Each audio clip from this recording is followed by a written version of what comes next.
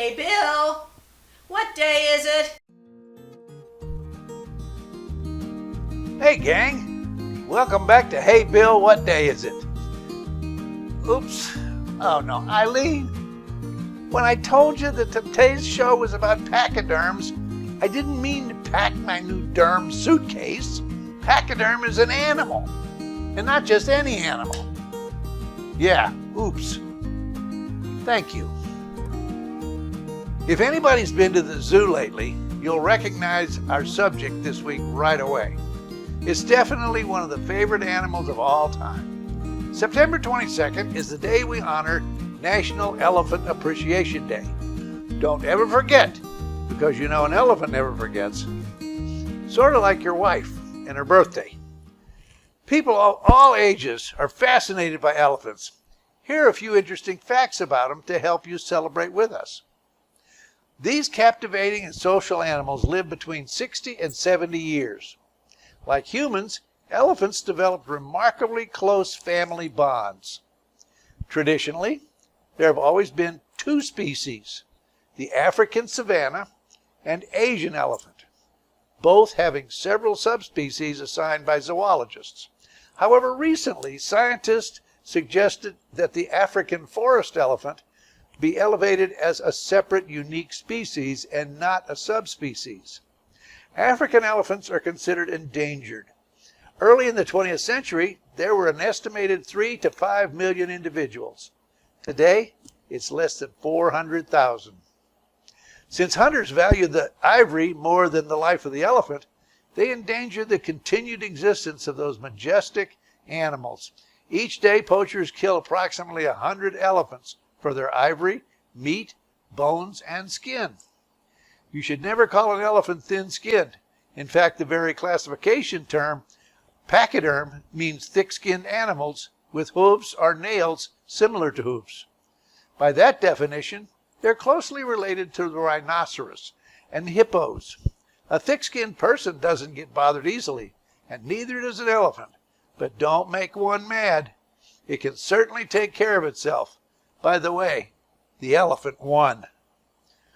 While an African elephant will outgrow an Asian, both hold the prize for the largest land mammal on Earth. Asian elephants typically weigh 2.5 to 5 tons, with a known maximum weight of 7.7 tons. The African elephant is 4 to 8 tons, with a known maximum of 12 tons. This is one of my favorite pictures. I'm a car guy, so this really brings home to me just how big they really are. Of course, there are some other differences between the species. If you really want to impress someone the next time you visit the elephants at the zoo, drop a few of these facts into the conversation, and everyone will think you're absolutely amazing. What are the differences between African and Asian elephants? Okay? Get these down. First, the African elephant grows larger ears. An African elephant's ears can be 5 feet across. An Asian elephant's ears average 2 feet. Second, in the Asian species, only the male grows tusks. However, in the African species, both male and female elephants grow tusks.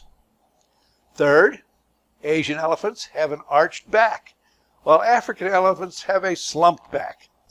Of course, the one thing that fascinates us the most about all species of elephants is their trunk.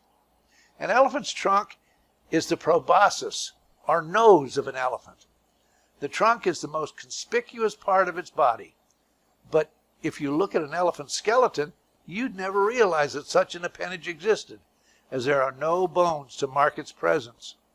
An African elephant's trunk contains more than 40,000 muscles, compared to the human body, which contains a paltry 639 muscles. And you start to get an idea how intricate the appendage is. That also explains why it's super sensitive. They have a sense of smell up to 4 times as sensitive as a bloodhound. They can smell water up to a mile away and have actually been able to sniff out landmines. Their trunk can be about 6 to 8 feet long and has a diameter of about 5 inches at the tip. with nostril diameter of 2 inches.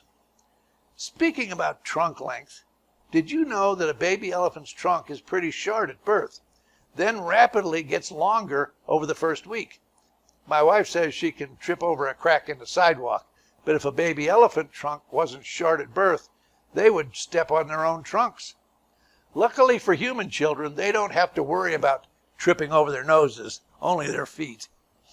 Oh, by the way, Mama elephant not only has to teach her baby not to step on its trunk, but also not to suck it like a thumb. At the end of the trunk, a small finger-like appendage grows, and the appendage is known as a lobe. It gives elephants the ability to pick up small twigs, bits of grass, and other items. On the Asian elephant, there's only one lobe, and it grows at the top tip of the trunk. The Asian elephant just wraps its trunk around objects like a boa constrictor to pick things up. However, the African elephant has two. They grow at the top and bottom, giving it extra pinching dexterity. That's why the African elephant is able to grasp objects by pinching the opposing tips of the trunk. Research has shown them able to pick up a nacho chip without breaking it. That's better than I can do most of the time. As agile as it is, it's also super strong. Elephant trunks can lift up to 770 pounds. That's right, an elephant can hoist Ulabambayan Bayambajavav, a 340-pound world champion sumo wrestler, like he was a bag of peanuts. Elephants are the only animals that can snorkel without aid. By holding the tips of their trunks above the water or surface, elephants can traverse rivers totally submerged. They simply walk across the riverbed. A fusion of the nose and upper lip, the trunk is an elephant's most versatile tool.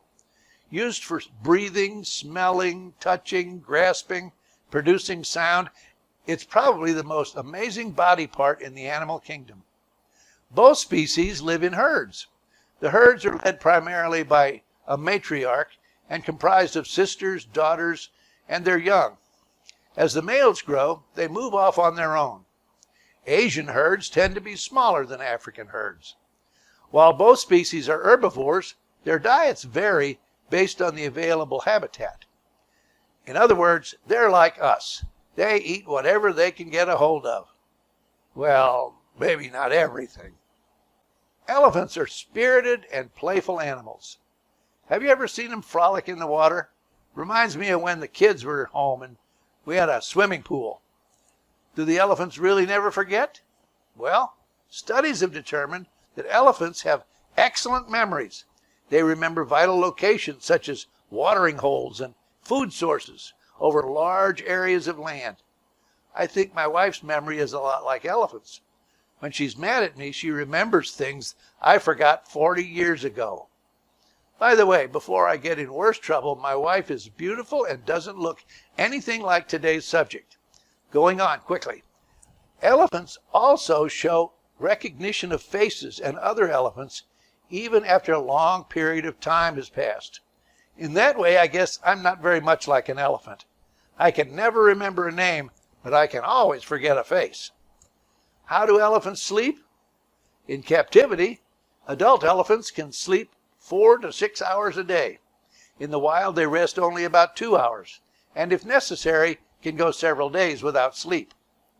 Infants tend to sleep often, and in short intervals, elephants can doze while standing, but must lie down to sleep more deeply. While in a deep sleep, they snore. I guess I am a lot like an elephant. Herds can be found with one or more members standing watch while others sleep. Children really like and appreciate elephants, which is why we have Elephant Appreciation Day. They particularly like the Rudyard Kipling tale of how the elephant got its trunk. This is a classic that I remember very distinctly reading to my children. There's a lot to learn about elephants, so if you're homeschooling, a future exotic animal veterinarian like my granddaughter, or just want to learn more, just go to the website www.worldwildlife.org. I've included the link in the notes below. Even though elephants are huge and unimaginably powerful, they take great care not to step on anything or harm other smaller animals unless it's in protection of their families. In that respect, they're a lot like God. Even though he has all the power in the world, he takes great care of his family, never wanting harm to come to anyone. He provided the only way for us humans to avoid going to hell when we die. Yep, he sent Jesus to die on the cross so that our sins can be forgiven. There's only one way for you to get to heaven, and that is by accepting Jesus' death on the cross, asking for him to forgive your sin, and by believing that he is the sinless Son of God. I'm Bill Wasore, and this is Hey Bill, What Day Is It? Even though we're weak and covered in sin, we have the most powerful force in the universe protecting us, like a huge mama elephant. You can bow your head right now if you'd like. Admit you're a sinner and ask him to forgive you.